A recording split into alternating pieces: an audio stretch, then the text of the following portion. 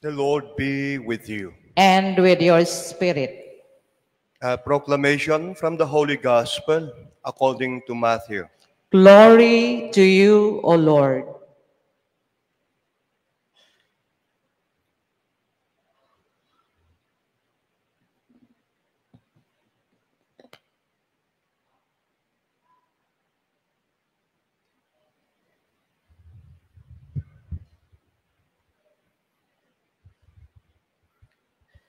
Jesus said to his disciples, "When the Son of Man comes in his glory, and all the angels with him, he will sit upon his glorious throne, and all the nations will be assembled before him. And he will separate them from one another, as a shepherd separates the sheep from the goats. He will place the sheep on his right and the goats on his left. Then the king will say to those on his right, 'Come, you who are blessed by my Father, inherit the kingdom prepared for you from the foundation of the world. For I was hungry, and you gave me food. I was thirsty, and you gave me drink. A stranger, and you welcomed me. Naked, and you clothed me. Ill, and you cared for me. In prison, and you visited me.' Then the righteous will answer him and say, 'Lord, when did we see you hungry and feed you, or thirsty and give you drink?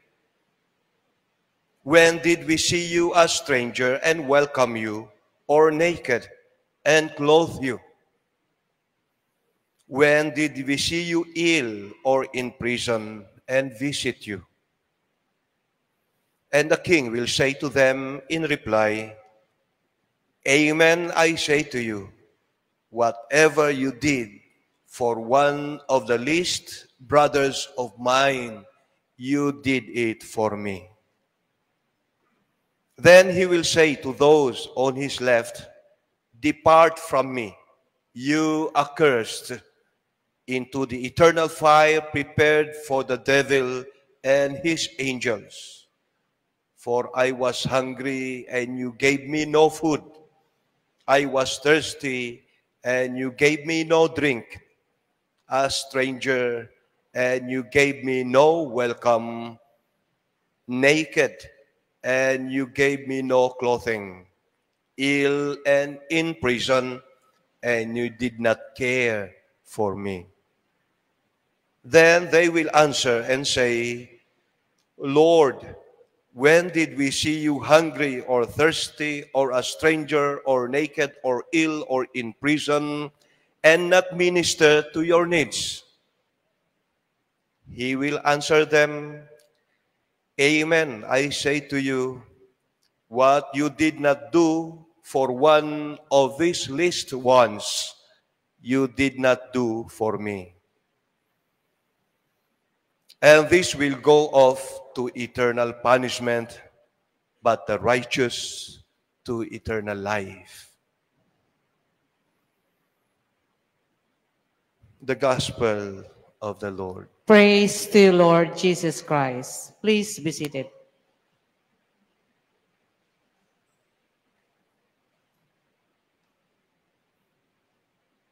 Ngayon po ay Christ the King Sunday. At ang Christ the King Sunday, ang pinaka-kurtina o kaya kung sa palabas, closing curtain na nagsasabing nagtatapos dito ang isang buong liturhiya o liturgical year, isang cycle. And next week ay unang linggo ng Adviento.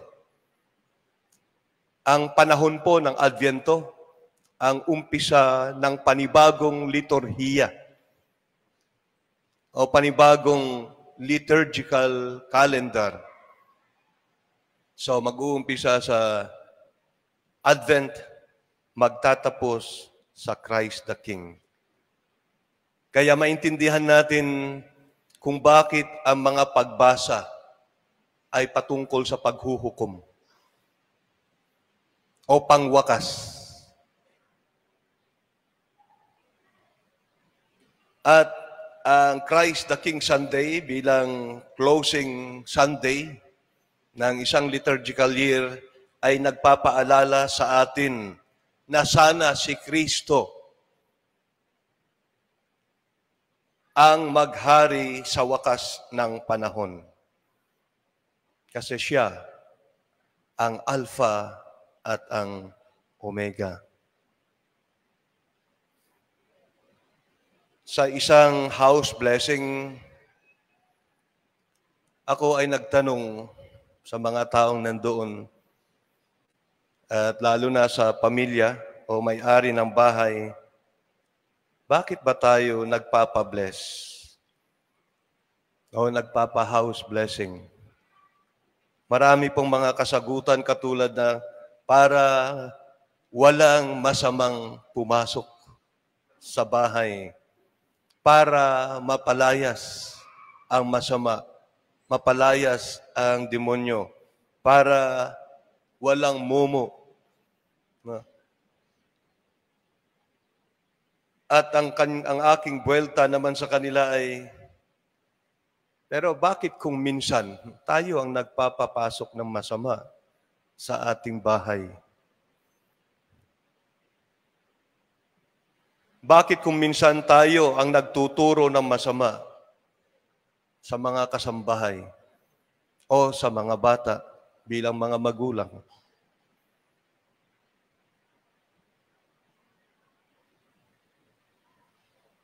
Isang magandang nakaugalian ng Kristiyano, ang house blessing, lalo na kapag ito ay bago at bago ito tirhan dahil sa pagnanais nating maghari ang Diyos sa ating piling, maghari ang Diyos sa ating pamilya, na maghari ang Diyos sa ating sambahayan. At kapag siya ang naghari sa ating pamilya, tayo ay kanyang aalagaan. Tayo ay kanyang lilingapin. Hindi tayo basta mapasukan ng masama o ng kasamaan. Kaya itong kaugalian na ito ay napakaganda dahil nais natin na maghari ang Diyos sa ating bahay. At kapag naghari ang Diyos sa ating bahay, ito ay nagiging tahanan. At kapag ito ay nagiging tahanan, ito ay nagiging munting kaharian ng Diyos. Kung lahat sana ng bahay ay maging tahanan, kung saan naghahari ang Diyos, then we shall call our community a true Christian community. Dito lang siguro natin masasabi na ang ating pamayanan ay tunay na pamayanang Kristiyano.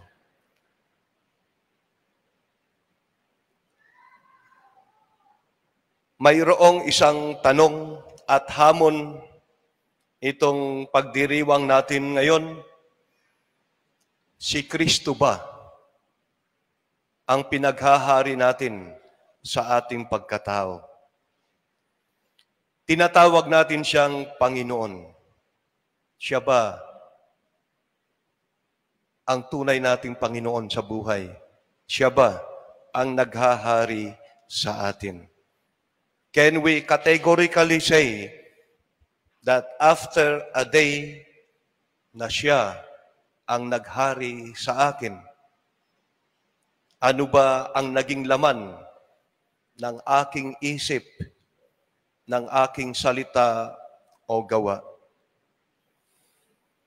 Sa mga balita araw-araw at sa mga komentaryo, sa mga Facebook, social media, ang overwhelming sense na makukuha mo ay marami sa ngayon ang hindi pinaghaharian ni Kristong Hari. Marami ang pinaghaharian ng takot, ng kawalang tiwala, mistrust. Marami ang pinaghaharian ng poot, ng kasinungalingan. Marami ang pinaghaharian ng pagkaganid, ng pagkamanhid. This is not who we are as Christians. Nasaan na si Kristo? Kung minsan nga nagtataka ako kung ako ay nagbibiyahe tuwing sa araw ng linggo, maraming mga sasakyan sa gilid ng mga kalsada. At kapag tingnan mo ng mabuti kung bakit mayroong sabungan.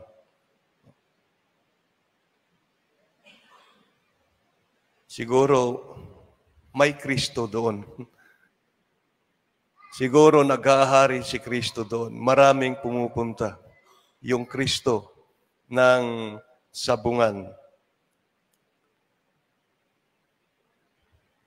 Ano ba ang nagiging sanhi ng Kalbaryo sa ating lipunan? So hindi ba tayo ay mga Kristiyano? Hindi ba si Kristo ang ating Panginoon?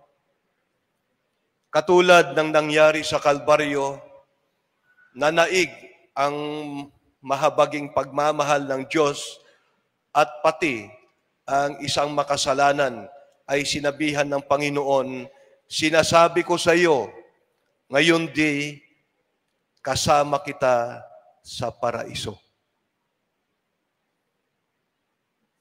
At palagay ko ay lahat ng nandoon ay pinatawad ng sabihin ng Panginoon bago siya malagutan ng hininga, Father, forgive them, for they do not know what they are doing. Iba ang counter o ang buwelta ng Diyos sa kalaban na kasamaan. Ito ay pagmamahal. Conquering evil by love, by good. Hindi siya nagsasabing may araw ka rin. Kaya mawawala rin ang ating kalbaryo kapag nanaig si Kristo sa ating puso at pagkatao. Kapag si Kristo ang naghari sa ating buhay, tiyak na makararating tayo sa kanyang kaluwalhatian, sa kanyang kaharian sa langit. Wala nang hadlang dahil wala nang ibang maghahari sa atin. Ang bawat isa sa atin ay tinawag ng Diyos sa iba't ibang gampanin sa buhay, sa iba't ibang gampanin sa mundo. Magkakaiba ang ating calling. Katulad halimbawa ng calling bilang may asawa at calling bilang single o pare o madre, ang calling bilang isang sundalo, ang calling bilang kung ano pa ang iba't ibang profession sa buhay. Kaya mayroon po tayong magkakaibang gampanin na niloob niya para sa bawat isa sa atin. Bagamat magkakaiba ang ating calling, inaasahan naman sa bawat isa bilang Kristiyano na si Kristo ang maging sentro ng ating buhay, ng lahat ng ating ginagawa.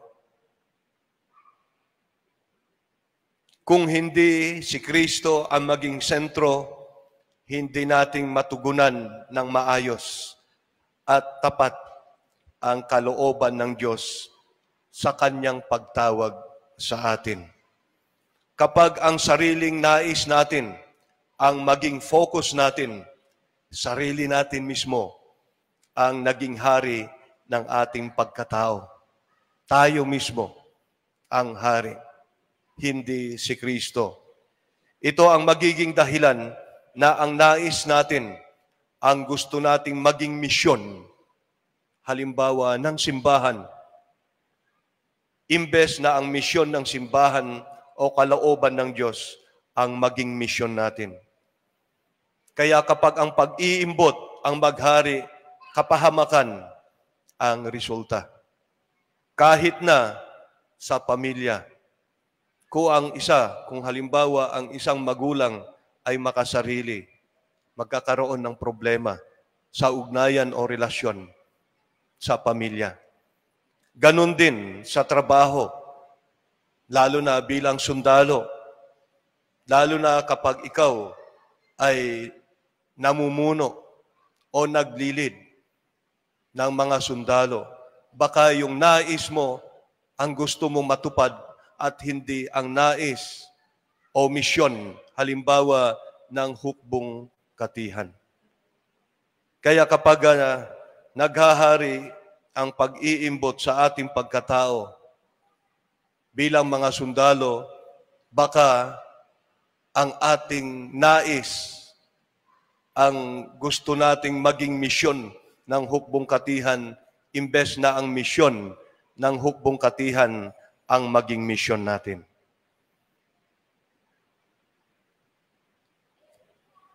Ang kapistahan o solemnidad nitong Christ the King Sunday ay nagpapaalala sa atin na ibigay natin ang katarungan kay Kristo bilang hari. Paghariin natin siya upang tiyak ang ating kaligtasan.